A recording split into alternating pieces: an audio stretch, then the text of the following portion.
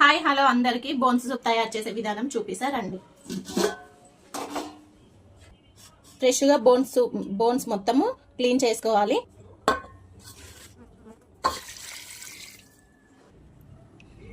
two litre of water, whole garam masala,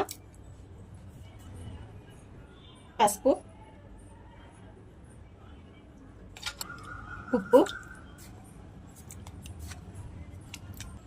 అల్లం paste, కారం పొడి, ధనియాల పొడి, 1 స్పూన్ ఆఫ్ ఆయిల్,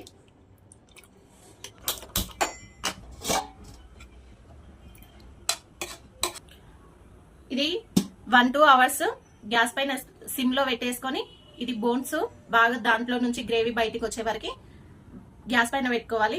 లేదంటే మీకు బొగ్గు